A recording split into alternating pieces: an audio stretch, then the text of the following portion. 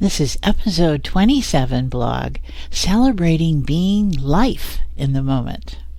Our journeys into enlightenment are all about exploring, while alive, the freedom that we tend to associate with being in the spirit form. They are journeys into enlightenment, not to enlightenment. If we are fortunate, what comes at the end of one's life is a contented essence, a lifetime that was filled with adventures and challenges and delights in being in form. The delights in being able to feel physically and emotionally and think, and how they reflect and nourish the essence, soul, spirit we each hold inside. This is the totality of being.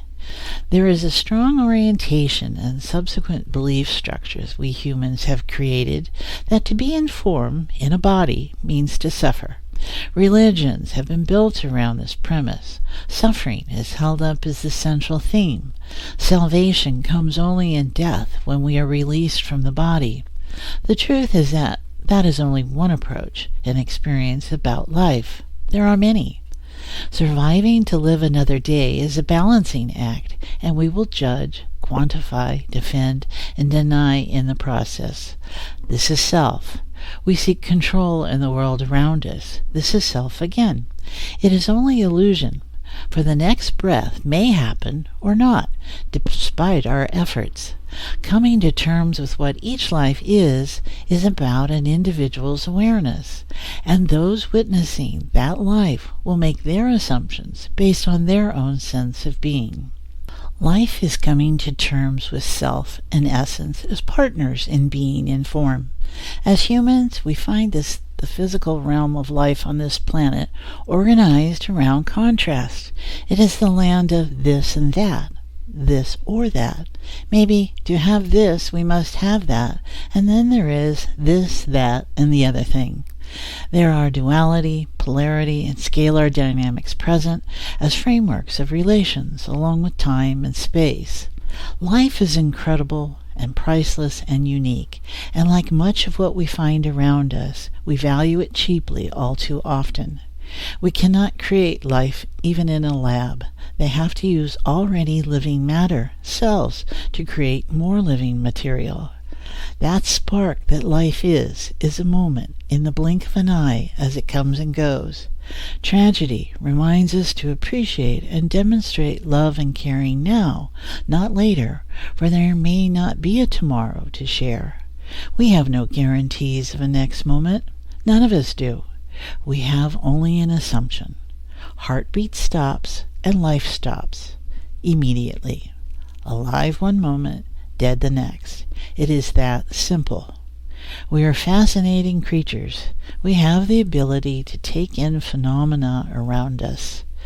We then interpret, give meaning to that phenomena due to our inner bias and story settings, and then we embody and express that phenomena. We also can change the inner biases at any time in response to the incoming information.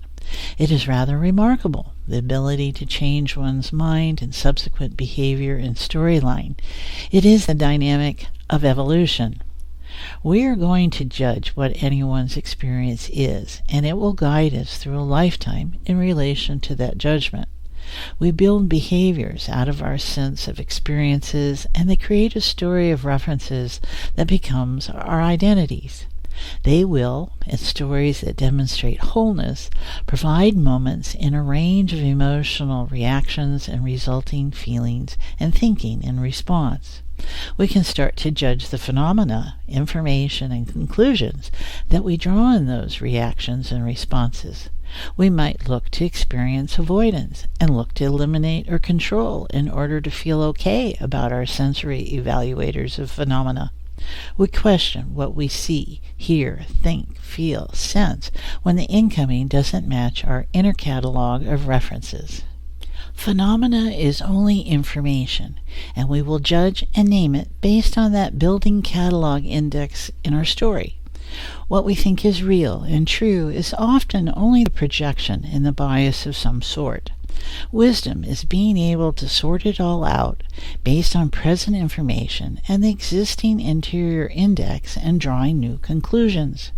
Being present means being open to input, new evaluation, and the references of the past able to integrate the new input.